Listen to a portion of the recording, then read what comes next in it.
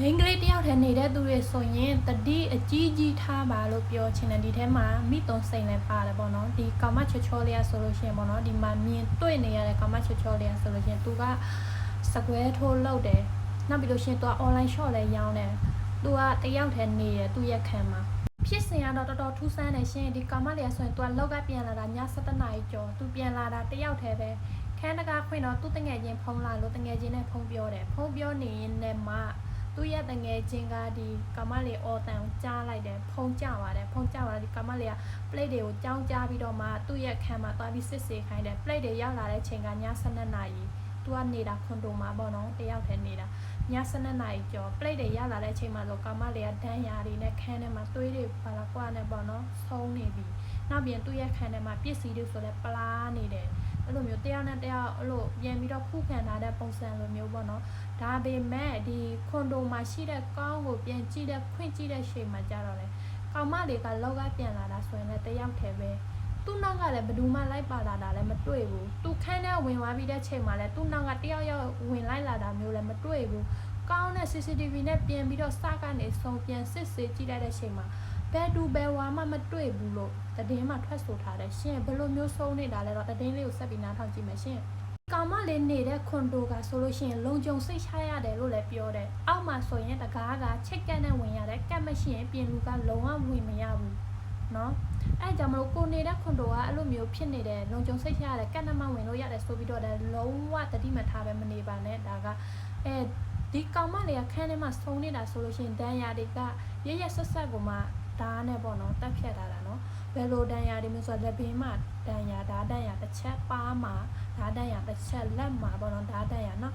plate တွေကနောက်ထပ်တစ်ခေါက်ဒီ CCTV ကိုပြန်စစ်ဆေးတဲ့ခါမှာလဲဘသူပဲဝါမခန်းထဲကိုသူ့နောက်ကဝင်လိုက်လာတာမတွေ့ဘူးအဲ့ဒီချိန်မှာ plate တွေကနောက်တစ်ခါပြန်ပြီးတော့သုံးသက်တဲ့ခါမှာတော့အော်တိပြီနောက်ထပ်ဝင်ပေါက်တစ်ပေါက်ရှိသေးတယ်ဒီခန်းရှိရဲ့ CCTV ကကြည့်တာလုံးဝမမြင်ရဘူးဘယ်ဝင်ပေါက်လဲဆိုလို့ရှိရင်သူ့ရဲ့ခန်းနောက်ကလာပါဆောင်ကတွင်ပေါက်တွေရှိတယ်ပေါ့နော်ဒီလိုခွန်တိုတွေဆိုတော့လို့ခန်းဆိုတယ်အဲ့လိုပဲနောက်မှာဝင်လို့ရတယ်ဘူးပေါ့နော်နောက်ကနေကြော်ဝင်လို့ရတဲ့နေထားအဲ့ကြောင့်မမြဲတမ်းတတိထားရတယ်ဒီကမလေးနေတဲ့ခွန်တိုဆိုလဲအဲ့လိုမျိုးပဲဒီ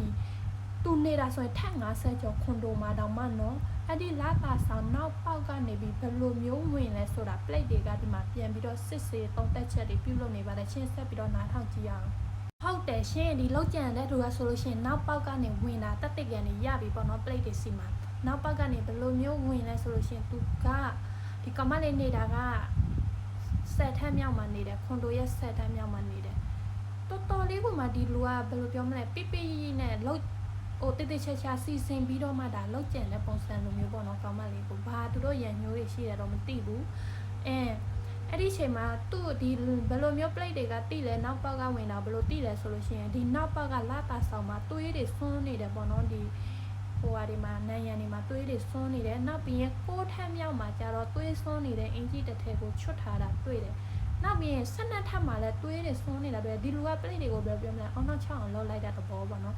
ဒီလူအခုဖမ်းမိသွားပြီဘာကြောင့်တက်လဲဆိုတာ plate တွေကထပ်ပြီးစစ်ဆေးမေးမြန်းမယ်ဆက်ပြီးတော့နားထောင်ကြည့်အောင်မရှင်းဒီပြစ်မှုကျူးလွန်သူကဆိုလို့ရှိရင်သူက12 ထပ်မှာနေတယ်plate တွေကဒီခွန်တိုတစ်ခုလုံးစစ်ဆေးကြည့်တဲ့အခါမှာသူ့ကိုတန်တရားဖြစ်เสียလူဖြစ်နေတဲ့အတွက်သူ့ကိုစစ်ဆေးမေးမြန်းဖို့ခေါ်ယူတယ်သူ့ရဲ့မျက်နှာမှာလည်းဒဏ်ရာတွေနဲ့လက်သေးချစ်တာတဲ့ຢာတွေပေါ့နော်မိန်းကလေးတယောက်အဲ့လိုမျိုးပြန်ပြီးတော့ခုခံထားတဲ့ဒဏ်ရာတွေရှိတယ်သူ့ကိုဖမ်းဆီးရတယ်ဖမ်းဆီးရတဲ့အခါမှာသူကပြောတယ်ဟိုသူနဲ့မဆိုင်ဘူးဒီကိစ္စကဒီကမလေးရဲ့ကိစ္စကလည်းသူနဲ့မဆိုင်ဘူးသူဒီကမလေးကိုသိလည်းမသိဘူးဒီ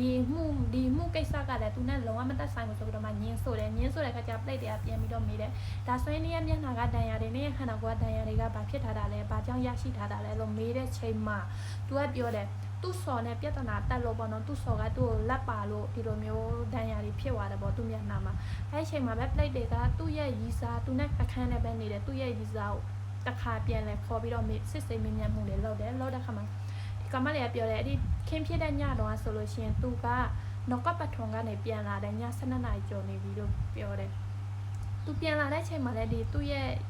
ဒီရီစာကအိတ်နေတဲ့ခန်းထဲမှာပုံမှန်ပဲအိတ်နေတယ်ဘာမှဟိုထွေထွေထူးထူးတန်တရားဖြစ်เสียလည်းမရှိဘူးပုံမှန်ပဲအိတ်နေတယ်သူကလည်းရောက်လာတဲ့ချိန်မှာဒီခင်မှာရေမိုးချိုးပြီးတော့သူ့ရဲ့ဒီရီစာဘေးမှာသူလည်းအိတ်လိုက်တယ်ဘာမှထွေထွေထူးထူးလို့တန်တရားဖြစ်เสียတွေဘာညာလည်းမရှိဘူးပေါ့နော်ကောင်မလေးက သူနဲ့လည်းသူ့ကိုမေးတယ်လဲဆိုရင်ရန်ဖြစ်ကြသေးလားဆိုပြီးတော့မေးတယ်ကောင်ကရန်ဖြစ်တယ်လို့ပြောထားလို့ပေါ့နော်ကောင်မလေးကပြောတယ်ဘာမှရန်မဖြစ်ဘူးဘာရန်မှလည်းမဖြစ်ဘူးကောင်မလေးကရန်လဲငိုတယ်သူအရန်ဝမ်းနေတာပေါ့နော်သူ့ဤစားဒီလိုမျိုးဒီကောင်မလေးကိုဒီလိုသွားလောက်လာတယ်ဆိုတာသူလုံးဝမသိဘူးဆိုပြီးတော့မှ plate တွေရှေ့မှာထွက်ဆိုပါတယ်ရှင်ဒီကောင်ကတော့လုံးဝဝန်မခံမနဲ့ညင်းတယ်နောက်ဆုံးမှာတော့ဒီကောင်ကဝန်ခံလိုက်ရပါတယ်ရှင်